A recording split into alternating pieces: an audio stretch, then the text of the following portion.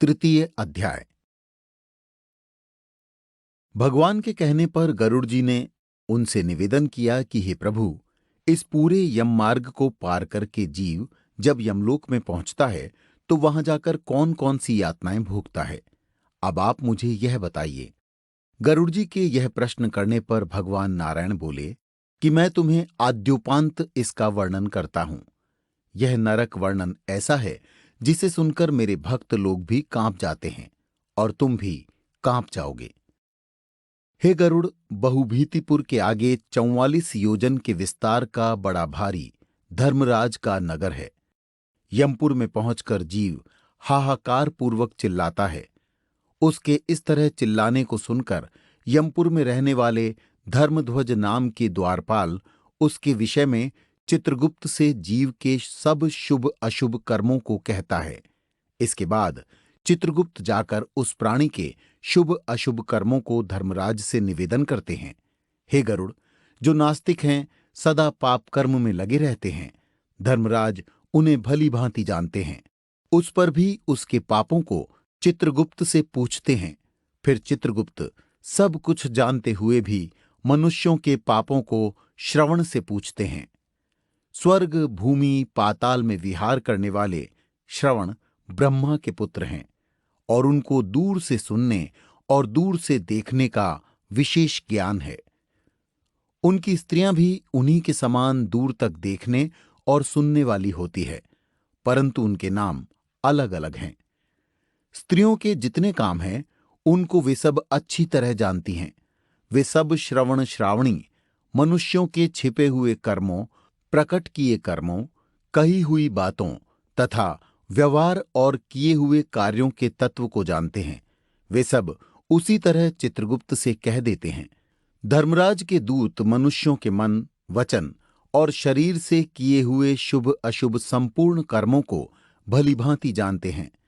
सत्य बोलने वाले श्रवण लोग मनुष्य और देवताओं के सभी कर्मों को जानने की शक्ति रखते हैं, अतः वे सब की बातें धर्मराज से कह देते हैं। किंतु व्रत, दान तथा सत्य आदि व्यवहारों से जो भक्त मनुष्य उनको प्रसन्न करते हैं, उनके लिए वे स्वर्ग और मोक्ष को देने वाले हैं। वे सत्यवादी श्रवण पापियों के पापकर्म को जानकर धर्मराज के सामने कहकर पापियों के लिए दुखदायी होते हैं। सूर्य, चंद्रमा, वायु, अग्नि, आकाश, भूमि, जल, हृदय यानी आत्मा, यम, दिन, रात्रि, दोनों काल की संध्या और धर्म के मनुष्यों के आचरण को जानने वाले हैं। धर्मराज, चित्रगुप्त, यमराज, श्रवण और सूर्य आदि देवता हैं। ये शरीर में रहकर सब प्रकार के पाप और पुण्य को देखते रहते हैं। इस प्रकार यमराज पापी मनुष्यों के पापों और दुर्गुणों को भली भांति जानकर उस पापी जीव को बुलाकर अपना भयंकर स्वरूप और प्रभाव दिखाते हैं। वह पापी प्राणी दंड हाथ में लिए बहुत लंबे शरीर वाले भैंसे के ऊपर बैठे हुए यमराज के भयंकर स्वरूप को देखता है। उनका प्रलयकाल के मेघ के समान गर्जन है, कज्जल पर्वत के समान ऊंचा और काला शरीर है, जो बिजली के समान चमकने वाले शस्त्रों को धारण किए हुए हैं। वे 32 भुजाओं वाले हैं। उनका 3 योजन का विस्तृत शरीर है। बावली के समान विशाल नेत्र हैं, जिनके भयानक दांत और मुख, लाल नेत्र और लंबी नासिका है। काल, ज्वर, व्याधि आदि की सेना के सहित मंत्री चित्रगुप्त भी भयानक आकृति के हैं और उनके साथ यमराज के समान आकृति वाले यमदूत लोग भी अत्यंत भयानक गर्जन करते हैं। उन यमराज को देख भयभीत होकर वह पापी प्रेत हाय कह पुकारता है और दान धर्म न करने से वह पापी जीव पुनः चिल्लाता है। ऐसे चिल्लाते हुए और अपने कर्मों को सोचकर पछताते उस जीव से चित्रगुप्त जी यमराज की आज्ञा सुनाते हैं कि अरे पापियों, मूर्खों, तुम लोगों ने अभिमान से प्रमत्त होकर क्यों पाप को इकट्ठा किया है? काम, क्रोध और पापियों की संगति से उपार्जित इस दुख देने वाले पाप को तुमने क्यों किया है? वे कहते हैं कि तुम पहले बड़े हर्ष से पाप कर्म करते हो, अब वैसे ही हर्षित होकर यातना भी भोगो। अब तुम क्यों दुखी होते हो? तुम्हारे किए हुए पाप ही तुम्हारे दुख के कारण हैं। इसमें कुछ धोखा नहीं किया जाता है। मूर्ख या पंडित में प्रबल, निर्बल में दरिद्र, धनवान में यमराज समान बर्ताव और न्याय करने वाले हैं। चित्रगुप्त के वचन को सुनकर पापी जीव अपनी कमी को सोचता हुआ मौन होकर निश्चल हो जाता है। धर्मराज भी चोर की तरह निश्चल बैठे उस प्राणी को देखकर उसके लिए शुभाशुभ कर्मों के योग्य दंड की आज्ञा उसको देते हैं। उसके उपरांत वे निर्दयी दूत ताड़ना देकर कहते हैं कि हे पापी निर्दय, तुम घोर और भयंकर नरक को जाओ। यमराज की आज्ञा पाकर दुर्दंड, प्रचंड चंड आदि दूत उन सब पापियों को एक फंदे में बांधकर नरक की ओर ले जाते हैं। वहां जलती हुई अग्नि के समान महाविशाल एक वृक्ष है। उसका विस्तार 5 योजन का है। 1 योजन की उसकी ऊंचाई है। उस वृक्ष की डाली में नीचे को मुख करके उस पापी प्राणी को सीकड़ से बांधकर भयंकर ताड़ना देते हैं। उस वृक्ष में बंधा हुआ जलता हुआ जीव रोता है, परंतु वहां उसकी रक्षा करने वाला कोई नहीं रहता। उस सैमल के वृक्ष में अनेक पापी लटके हुए यातना भोगते होते हैं और भूख प्यास से पीड़ित होते हुए यमदूतों द्वारा ताड़ित किए जाते हैं। सहायकहीन वे पापी दूतों से हाथ जोड़कर कहते हैं कि हे दूतों, हमारे अपराध को क्षमा करो।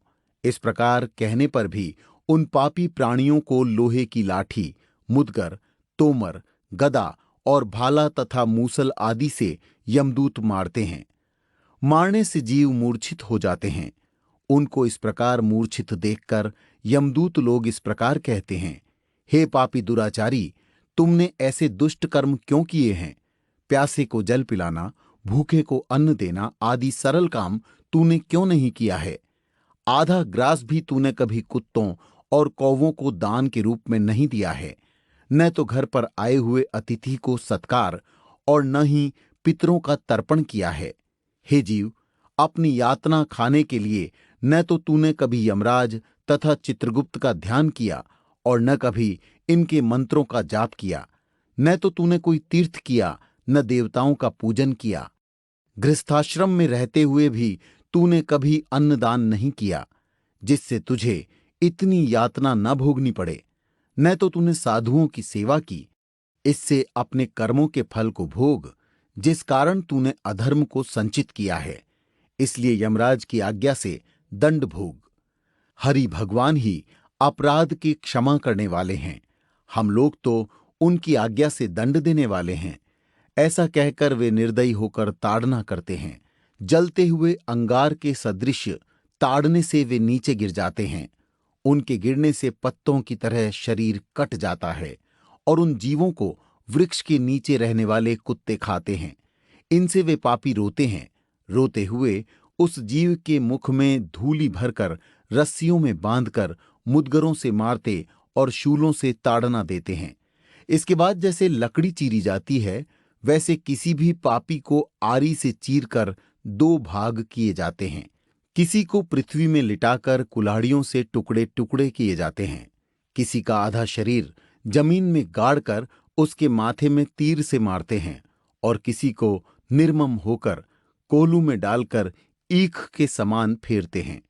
कुछ जीव जलते हुए अंगार सहित अधजली लकड़ियों को चारों ओर से इकट्ठा करके लोहे के गोले के समान तपाए जाते हैं।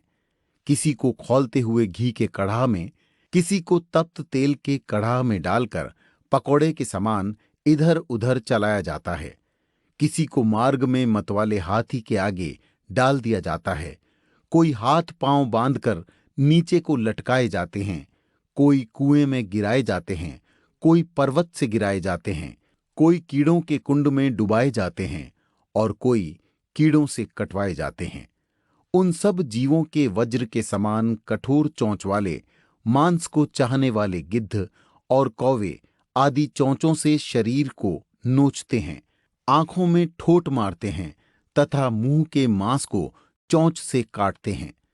कोई अपने ऋण को मांगता है, अब तुमको मैंने यमलोक में देखा है, तुमने मेरा धन खाया है।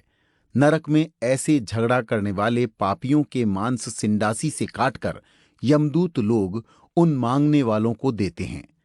यम के दूत इस प्रकार उन पापियों को दंड देकर यम की आज्ञा से अंध, तामिस्र आदि अनेक नरकों में डाल देते हैं। नरकों में तो अनेक प्रकार के दुख भोगने ही पड़ते हैं, परंतु उस सेमल वृक्ष के नीचे जो ताड़ना दी जाती है वह मुख से पूरी तरह वर्णित नहीं की जा सकती। हे गरुड़, 84 लाख नरक हैं। उनमें से अत्यंत घोर और कष्ट देने वाले 21 मुख्य हैं। उनके नाम ये हैं: महारौरव, तामिस्र, लोहशंकु, कुड़मल, शालमली, रौरव, कालसूत्रक, लोहितोद, पूतिमृत्तिक, संघात, सविश, संप्रतापन, महानिरय, काकोल, अविची, संजीवन, महापथ, अंधतामिस्र, कुंभीपाक, संप्रतान, एकतपन। जीव को इन 21 नरकों में से अनेक प्रकार की पीड़ा भोगनी पड़ती है। ये नरक अनेक प्रकार के पापों के फल देने वाले हैं। इन सभी में यमदूत निवास करते हैं। इन नरकों में पड़े अज्ञानी, पापी, अधर्मी उन नरकों की यातना को वर्षों तक भोगते हैं। तामिस्र, महापथ, अंधतामिस्र और रौरवादिक जितने नरक हैं, उनका भोग स्त्री पुरुष के संभोग वाले पाप से भोगना पड़ता है। इस प्रकार कुटुंबियों का पालन करने वाले अलग होते हैं, और कुटुंब का पालन न कर अपना पेट भरने वाले पापी इस लोक में कुटुंब और देह दोनों को छोड़कर परलोक में जाकर इस प्रकार यातना सहते हैं। इनका पाप का पूरा घड़ा भरा होता है और ये सब उसका फल भोगते हैं। सब प्रकार के दंड स्वरूप फल को भोगकर मनुष्य भोगने वाला शरीर यहीं छोड़कर द्रोह रूपी पाप का संबल लेकर अंधकार स्वरूप अंधतम नरक को जाते हैं। कुछ ऐसे हैं जो केवल अधर्म से ही कुटुंब पालने को तैयार रहते हैं। वे जीव घोर अंधकार के स्थान अंधतामिस्र नरक को जाते हैं। जिसको मनुष्य लोक में जन्म मिलता है वह पहले यातनाओं को भोगकर फिर पवित्र भूलोक में आता है। इस तरह यमलोक का यह स्वरूप अत्यंत भयानक है।